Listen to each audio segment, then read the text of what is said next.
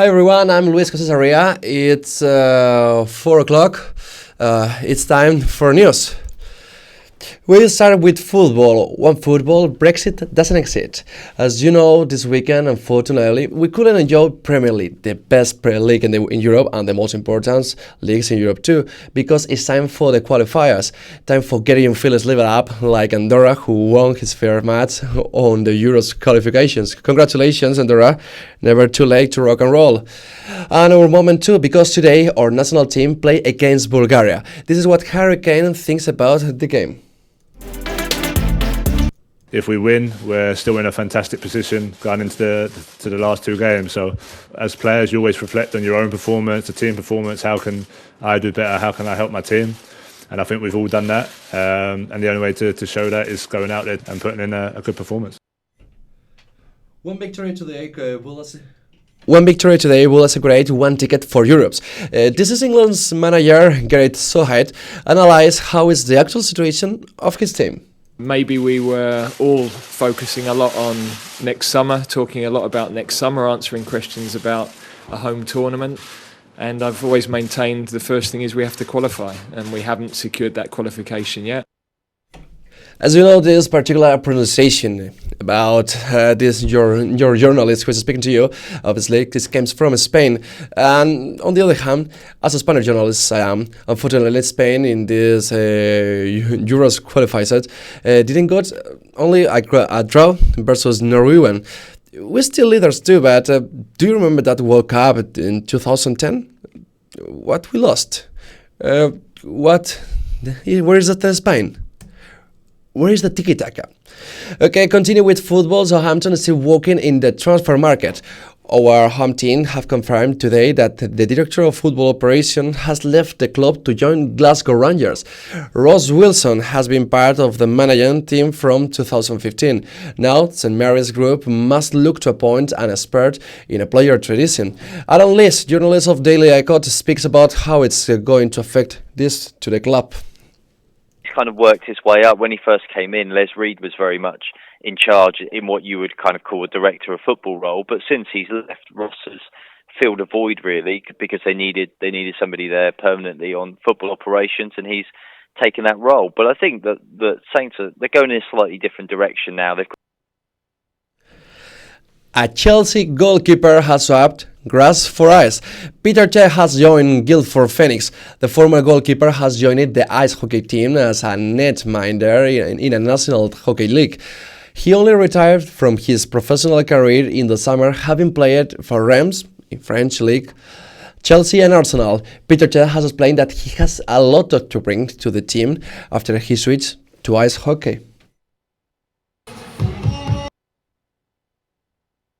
Kind of worked his way up. A lot of expertise in his field, and he just wants to play hockey. He's making ice hockey more noted in this country. Sorry, it was he was the coach of Jonas Guildford, Louis Hudson. Continuing with the sports. Sports sometimes are not only a way of entertainment; they are more than this. Sometimes football is not the goals of happiness. Is the way to get it.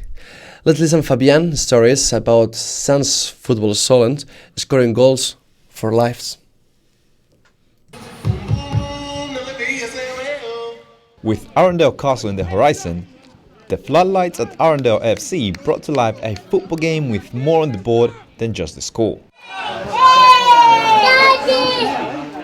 Baby Loss Awareness Week meant that Thursday evening was the perfect opportunity to bring together players and families from across southwest England in an attempt to raise awareness for those who have had to deal with the pain of losing a baby. The charity of stillbirth and neonatal death has been working to support those in grief since 1978, and FC has been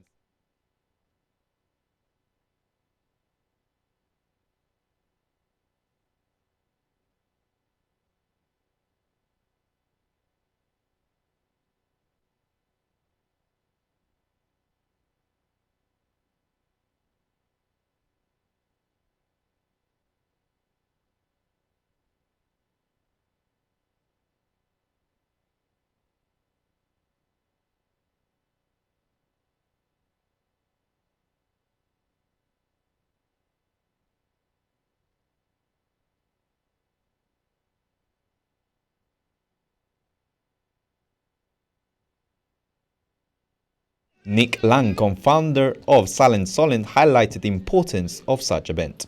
It's an opportunity for people to raise awareness of a very taboo subject, which is baby loss. It's an opportunity to bring the community together, show that we're there to support one another, raise awareness, raise funds, have a laugh, you know, try and bring people who ordinarily wouldn't come together. In March 2015, Terry and Dan Healy lost their baby after a couple of days of being born.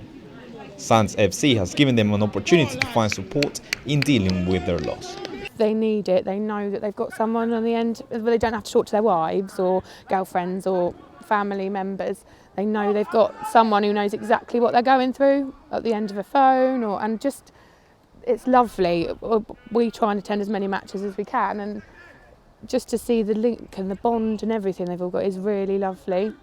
The match held a 1-minute silence in memory of the sons and daughters who had sadly passed away in such an early part of their life. Despite the score 5-3 to Sands Brighton, there was no winners and losers on this occasion.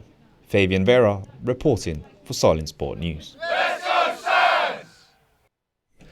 The Rugby World Cup has everyone's mind on the sport, even the typhoon Harris causing major disruptions. But what is happening locally? Steve Ribbles reports. Adding Gloss to the win, and England are headed to the last 8. The Rugby World Cup has the nation infused, but with England's World Cup game against France being cancelled in Japan due to the adverse weather conditions, we are taking a look closer to home, specifically at the Solent Sharks wheelchair rugby team. The Solent Sharks are a competitive wheelchair rugby team offering sporting opportunities to the disabled community across the South Coast. Wheelchair rugby is a physical sport which is fantastic for keeping you active and healthy, as well as improving your upper body strength and giving participants increased independence. I got up with Solent Shark player Donna Stenner on how she feels when playing the sport. Absolutely alive. We're able. You know, when you get onto the court, you're not faced with the difficulties that you've got in day-to-day life, getting in at a shop or doing things at home. When you're on the court, you're as able as the next person, even more able, and you go out there and you've got a job to do, and you know you're totally free to do what you want in that chair. Wheelchair rugby is a fast-paced, addictive and highly competitive game.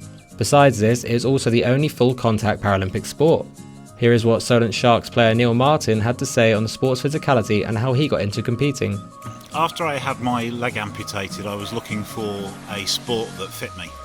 I tried cycling first, and I still really enjoy that, even with a prosthetic leg. But I miss the sort of contact and the physicality and competitiveness that you get with wheelchair rugby.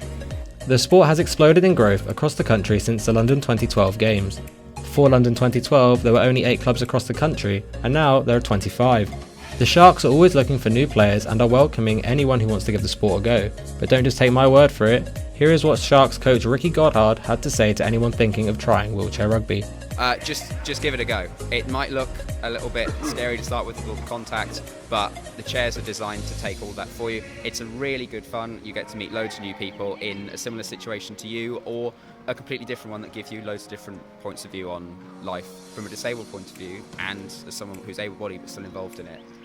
It's really great to see all these guys overcoming everything that they've got to go through to be really good at something like this. So my advice is just give it a go.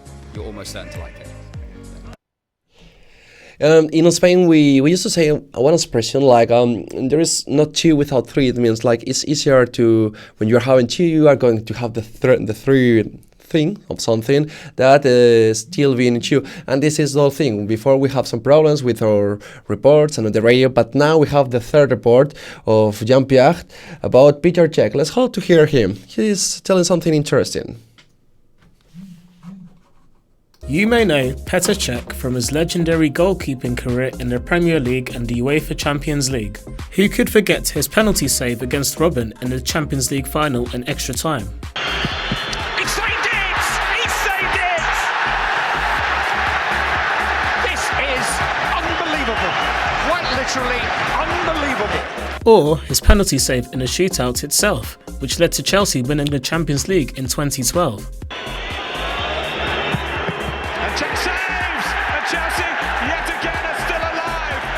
After ending his highly successful playing career in the summer, no one quite expected what would happen next. The former Czech international has decided to take on a new sport as a netminder for Guildford Phoenix in the National Ice Hockey League. I spoke with the manager, assistant manager, head coach and another coach from Guildford Phoenix to get their thoughts on Czech joining the team. I first spoke with head coach Andy Hemmings and asked him what impact someone with an ice hockey background would have on the team. I think obviously, his background speaks for itself, and obviously what he's achieved. He's an out-and-out professional, and like you said, it's great to have someone like that on the team, and they get to see how a professional will prepare and focus for our game. He then spoke about whether the transition from football to ice hockey will have an effect on Petr Cech.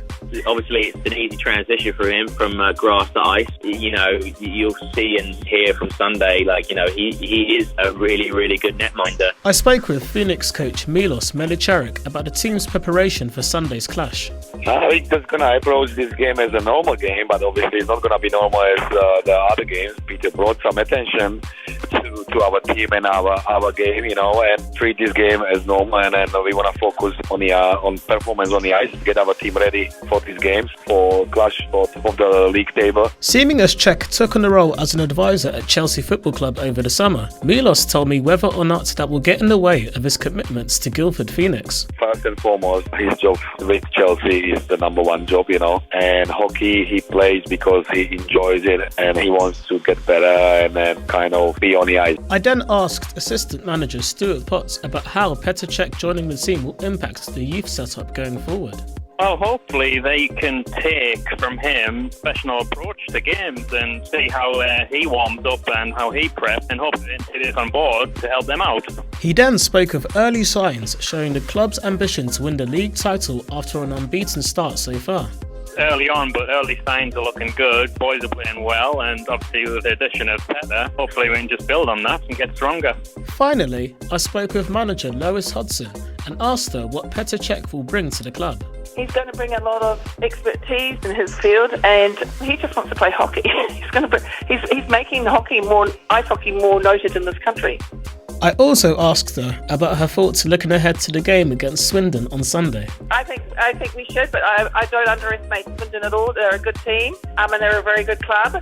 So you never know what we're going to get on the day, but we hope to win. Of course we do. As for the game itself, Petr Cech didn't fail to impress the flock of fans that came to the Guildford Spectrum to watch Phoenix and Swindon go head-to-head. He saved 2 penalties in a shootout win as Guildford remain unbeaten in the National League 2.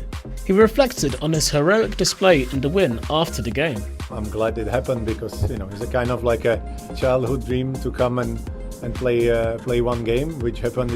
Nobody will ever take this away from me, so which is really nice. Will Petr Cech prove to be a success on the ice? This has been John Pierre reporting for Solent Sports News. Okay, thank you, Jean-Pierre. On the other hand, Cheng involves full gear into a motorsport. Despite the storm, something more is surprising in Japan. Mercedes won the constructors' title after the win of Bottas in a sunshine Empire yesterday. In second came Vettel, with Hamilton finishing third. In 2 weeks in Mexico, the British... I'm sorry about it, how I'm speaking about something in Spanish, and I'm getting excited, but I think about the British driver who can have any chance in Mexico in 2 weeks to win the 6th title. In other ways, speaking about cycling, the last point in the bulletin is about cycling. The Saturday started with the first step of Giro Lambordia, where the first stop was in Bergamo. At the end of the race, the Dutch biker Bauer Molena got the first position, 16 seconds before the Spanish Alejandro Valverde. That's everything for our bulletin. I hope you enjoy it. We will see you the next week on the same time, each time hour to half hour. It was a pleasure for your journalist. You can know that you can follow us on website sportjournalism.co.uk, and see you next week.